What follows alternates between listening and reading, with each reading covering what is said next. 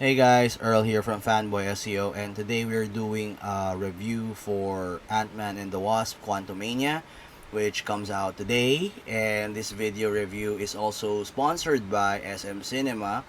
I'd like to give a quick shout out to the folks at SM Cinema because they invited me last night for it's kind of a Valentine event for the film.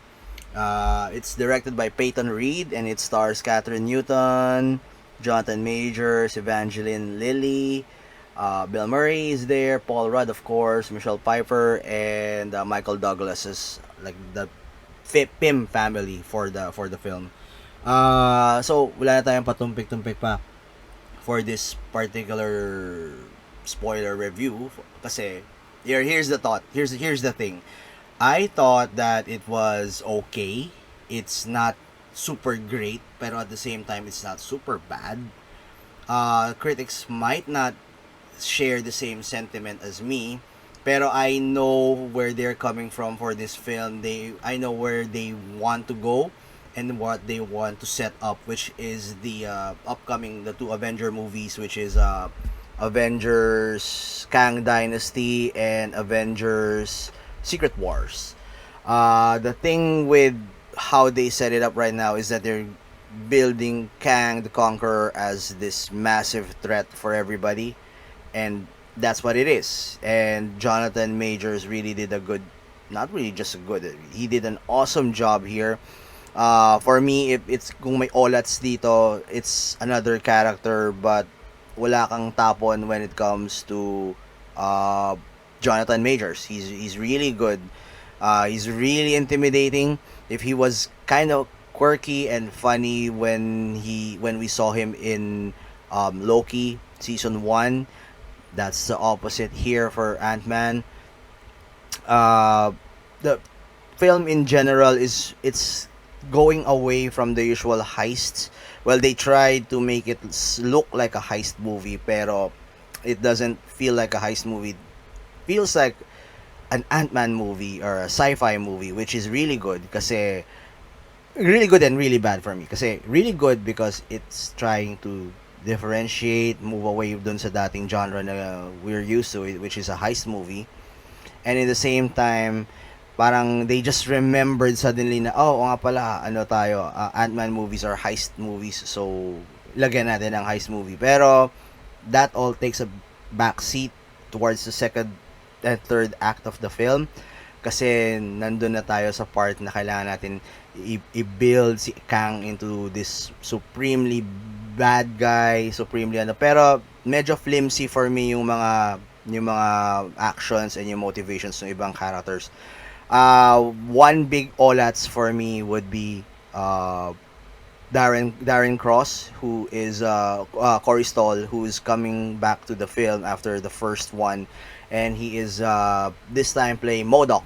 So yung MODOK na kilala natin from the movies, big guy with floating head, small arms, baby legs, and yeah, he's here. It's horrible. CGI is fucking ugly. I don't. I mean, yeah, I understand as a fan, as a Marvel fan, why he and it flows properly as to why he's there. Pero the execution and the look isn't really sitting right. It's nightmare fuel, honestly, for me. Nightmare fuel si Modok. But they were able to do some nice things about Modok, like they were able to provide him with quick cathartic change, character development. It's there, pero it's very vague. Parang it's just like a two-dimensional villain na sinabihan lang ng characters na, oh, sige na, magbagong buhay ka. Stop being a dick. Stop being a dick. Uh, so yun, pero I'm not gonna spoil too much on that. I'll do a separate spoiler review for Ant-Man and the Wasp. Pero yun nga, uh, character change lang, character development. Uh, Pangalawa, si Evangeline Lilly as Hope. She's nice. She's great in the film. It's just that wala siyang masyadong material. She's just there na support. She's just there as additional help for her characters. Pero yung ano niya from start to finish, she's just there as I don't know. I don't want to say props, but she kind of is. She's just there to prop up the characters, prop up people, play support, look really nice.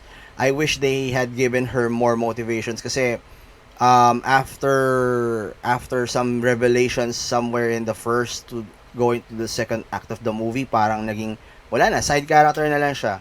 And it all becomes again Ant-Man and Paul Rudd's character Scott Lang ang nagiging bida. But you build it as Ant-Man and the Wasp, hindi Ant-Man minsan the Wasp. So yun yung problema ko sa ano. If you just wanted it as an Ant-Man story and the Wasp, fine, just make it. Pero yung ganun na parang you ditch the character when you come to the second act, parang okay, bad. Also, I loved character for Michael Douglas's Hank Pym. Sobrang limited din yung scenes niya. I am sad that it's just that. Pero, what do you call this? Whenever he's there, he commands your attention. There was one particular scene I loved na I won't spoil, pero you'll be amazed at how cool this guy is even without a costume. The dialogues are so spot on for Hank as this grumpy old man na who just loves his ants. So I'm down for that. He's one of the top characters for me. Michelle Pfeiffer also does the same thing, same sickness, same problem that Evangeline Lilly's Hope Van Dyne has. So after second act, parang she's not that important anymore. Barely does anything. Well, maybe did one or two really good things in the film after, pero siya na-diminish bigla yung niya, yung importance niya sa film to take on Cassie naman, Kathryn Newton, baliktad.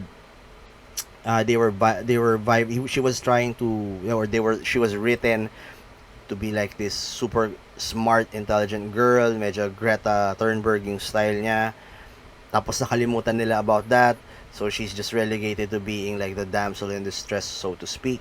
Tapos when the third act comes in, she's really this cool, amazing character again. I have to give props kasi they tried to give her character development and I'm okay with that. She did kind of grow as a character. Pero not so much din. I was expecting more pero it kind of went back to being a spectacle and being eye candy for characters. Again, yun yung naging problem ko with Ant-Man when I was watching it. I had a different level of expectations and then I should have lowered it super lower. It doesn't tie in neatly to the narrative for the future movies again. So siniset up niya si Kang. I'll do a separate video on the post-credit scenes. There are 2 post-credit scenes, and I also have to warn you guys if you're photosensitive. There are a lot of yung lights. So medyo kung natitrigger yung epileptic seizures mo, I suggest that you skip the film muna or close your eyes muna. Pero yun nga, it's fun visually speaking, maganda yung mga niya. Except for MODOK, I hate what they did with MODOK here. Other than that, yung visuals were really nice. Mukhang pulido naman, kumpleto naman, and mukhang hindi naman nagkaroon ng problema si Marvel ngayon when it comes to their digital artists and their renderers. So medyo maganda naman yung kinalabasan. Story nga medyo flimsy for me. It's not really great. It's not really bad though. Or The Dark World still is the lowest ranking film for me pero this might be the second lowest ranking movie for me. Actually enjoyed the first Ant-Man and the second Ant-Man movie, which is Ant-Man and the Wasp. That was nice kasi alam niya yung identity niya. Ito kasi parang gusto ko maging heist movie. Gusto ko rin maging at the same time sci-fi movie. Gusto ko rin i-set up yung Avengers. Ang daming nangyayari. And ang daming drag. Sabi nga ng wife ko kahapon, ang daming dragging scenes, ang daming points, daming parts there na dragging na it could have been different, it could have been something else, pero it was there. It kind of just dragged on a little bit. Parang unwelcome na nga yung ano ng ibang parts ng movie. Overall, gusto kong gawin more detail to, pero I'll just be ending this review by saying that I will be giving Ant-Man and the Wasp probably 7 out of 10. So, yun nga. If you're gonna watch Ant-Man, just be sure to watch SM Cinemas, book your tickets online, and I would really suggest that you catch it on an IMAX screen.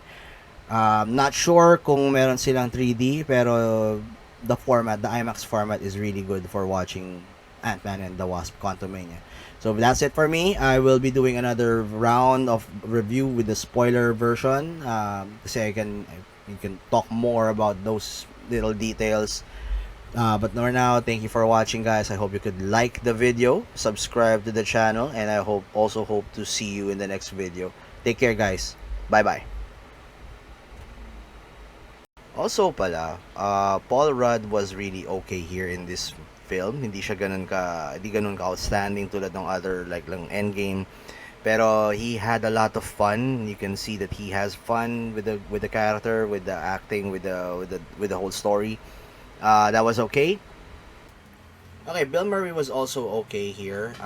Didn't like his presentation for the character. Was just so for me. Pero yeah, he's playing like this additional side character who's trying to help Janet when she was there in the microverse or in the quantum realm. Nothing significant.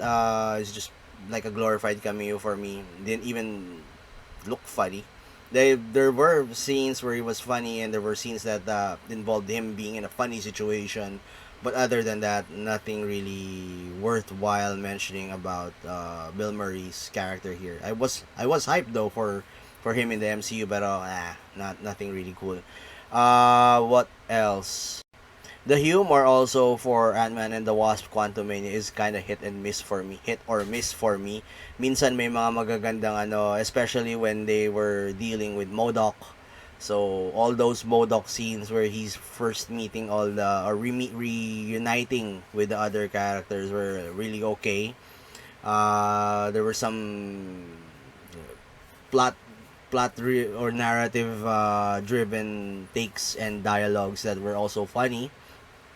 Pero mostly, again, I have to revert back to my previous statements na he was it's a wasted potential to have MODOK here and not see him in the future for MCU. And plus the design and the CG head is so ugly.